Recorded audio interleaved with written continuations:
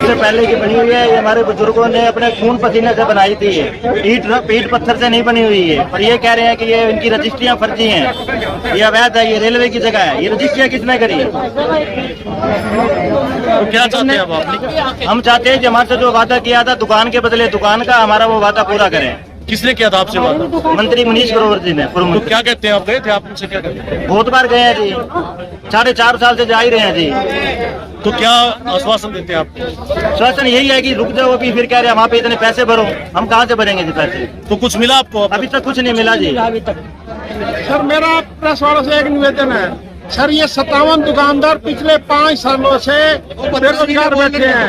इन्होंने पिछले 5 सालों में 2000 का नोट कभी नहीं देखा। इतना बुरा हाल उन लोगों का है, शायद ये आत्महत्या करने को मजबूर हो रहे हैं, ये और ये इनका परिवार। मैं माननीय मुख्यमंत्री जी का आभार व्यक्त करता हूँ, हुड्डा साहब का, आने वाले मुख्यमंत्री जी का, जो इन्होंने वक्त पर आकर इन लोगों के ऊपर अपना हाथ रखा। और हमें उम्मीद और पूरी आशा है हुड्डा साहब हमारी न्याय की लड़ाई लड़ेंगे और हमारे को इंसाफ दिला कर लड़ेंगे। और साथ में हमारे विधायक जी, जिनके एफर्ट से ये यहाँ आए हैं, मैं उनका भी यहाँ पहुँचने पर और सारी गांधी कैंप की जनता, मैं यहाँ का पूरा पार्षद हूँ। मेरे को एक एक चीज का पता है कि कहाँ क्या हो रहा है। ये लोग राजनीति का शिकार हो रहे हैं और वो गरीब आदमी जिनका कोई राजनीति से मतलब नहीं है। इसमें इन्होंने यानी 15 गज पूरी रजिस्ट्री है मेरे पास, और इन्होंने यानी 10 गज पहले ले ली उसमें। अब 5 गज बता रहे बकाया, उसमें बता रहे दुकान भी नहीं मिलेगी, उसमें मुझे मुआवजा मिलेगा यानी 5 लाख रुपए। बताओ मेरी तो पूरी दुकान चली गई और मुझे 5 लाख देने का बात कर रहे हैं। मतलब मैं तो कहाँ से, एक ही दुकान है, मुश्किल से ली थी, वो भी पूरी लेने को। कितने गज की दुकान है?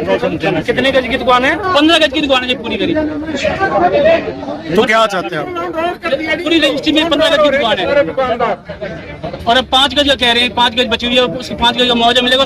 हमारे में आज चौधरी भूपेंद्र सिंह हुड्डा, पूर्व मुख्यमंत्री, नेता प्रतिपक्ष, साथ में उनके हमारे सांसद रहे, हमारे एमएलए रहे आदरणीय श्री शाहीलाल बत्रा जी, और गांधी कैंप के सभी सम्मानित हमारे नेतागण और सारे दुकानदारों को यहाँ पर स्थिति का मुआयना देखने के लिए यहाँ पर हुड्डा साहब को मैंने आग्रह किया। वहाँ पर ये रेलवे लाइन जो है, ये जब सेकेंड वर्ल्ड वॉर थी उस टाइम ये रेलवे लाइन यहाँ पर बनी थी और उस टाइम ये रेलवे लाइन घाटे में चली गई। घाटे में जाने के बाद कोई इसको उखाड़ दिया गया।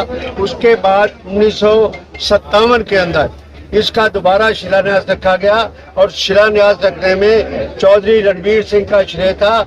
उस समय वो मेंबर पार्लियामेंट लोकसभा के सदस्य थे और इस लाइन को दोबारा रोहतक से लेके गोहाना तक शुरू किया गया 1957 के अंदर, और सरदार प्रताप सिंह ने इसका इनाग्रेशन किया। चौधरी रणबीर सिंह के साथ जो सांसद थे उनके साथ में किया। ये लोग यहाँ पर बसे हुए थे। ये रेलवे का ट्रैक जो है, लगता है सरकार को समझना चाहिए था इस बात का कि रेलवे लाइन को शिफ्ट करना और रेल को एलिवेटेड करने में बहुत बड़ा अंतर है। चौधरी भूपेंद्र सिंह हुड्डा और श्री दीपेंद्र सिंह हुड्डा के एफर्ट से ये यहाँ पर इस लाइन को यहाँ से हटाने के लिए सारा कुछ प्रयास किए गए। सेक्शन 4 हो गया, सेक्शन 6 हो गया, सेक्शन 8 हो गया और ये दिल रोहतक का एक बहुत बड़ा माल रोड बनता, 80 फुट की सड़क बनती और गांधी कैंप के लोगों का इतना फायदा होता जिसका अंदाजा नहीं लगाया सकता। इनका इतना फायदा और नुकसान किया और जहाँ पर दीपेंद्र का ये ड्रीम प्रोजेक्ट था उसको कामयाब ना करने के लिए यहाँ पर इन्होंने जान के इसको एलिवेटेड में ट्राई किया।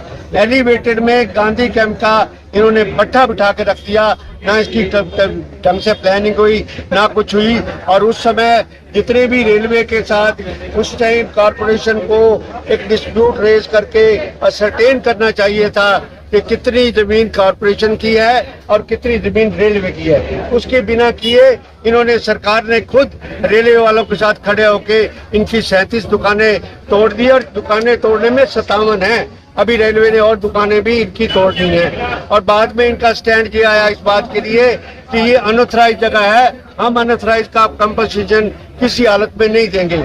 ये इनके सेक्रेटरी कमिश्नर का भी बयान है, मुख्यमंत्री का भी बयान है। और उसके बाद एक नई प्रपोजल जिन्होंने शुरू कर दी कि जो बाकी जगह बची हुई है यहाँ पर 15 फुट की हम सड़क निकालेंगे, उसकी कोई नोटिफिकेशन नहीं हुई, कोई एक्विजिशन की प्रोसीडिंग नहीं हुई और इनको कहा कि आपको 1 लाख रुपया 1.5 लाख के हिसाब से कमर्शियल और 28,000 रुपए के हिसाब से रेजिडेंशियल का देंगे और 30,000 के आपको रेजिडेंशियल के प्लॉट देंगे और वहां पर एक मार्केट बना के देंगे। उस स्कीम को आज तक इम्प्लीमेंट नहीं कर पाया क्योंकि सारे 157 दुकानदार और जितने रेजिडेंशियल 56 मकान बनते थे सभी की कंसेंट आएगी तो तभी अक्वायर होगा, तभी जाके सारा मामला सिरे चढ़ेगा। इसलिए ये बार बार वादे करते रहे, इनके मंत्री ने वादा किया और कहा, बाद में अब 10 दिन पहले मौके से मुकर गए इस बात की। और उसके बाद इनके ऑफिशियल स्टेटमेंट वहां पर दी कि जो वहां पर जगह अलॉट होगी उसका 50% सर्कल रेट जो होगा वो सर्कल रेट के हिसाब से दुकानदारों को अलॉट की जाएगी। इसी तरह 12 या 13,000 रुपए का रेट इसका रखा रेजिडेंशियल का और 70,000 रुपए कमर्शियल और 50%। इसका मतलब कि दुकानें 36,000 रुपए कमर्शियल और 6,500 रुपया इनको रेजिडेंशियल जो इन्होंने पीजीआई का एक प्लॉट ट्रांसफर किया है वो करना चाहिए था। आज के दिन में लोगों के पास रजिस्ट्रियां हैं।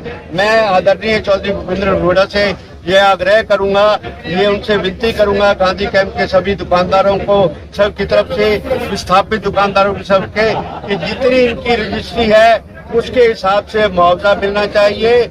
जो रेट जहाँ पर है जो रेट उसी हिसाब से रेट लेके उसी के बदले में वहाँ पर दुकानें मिलनी चाहिए। सर्कल रेट के हिसाब से दुकानें, सर्कल रेट नहीं मार्केट रेट के से दुकानें मिलनी चाहिए।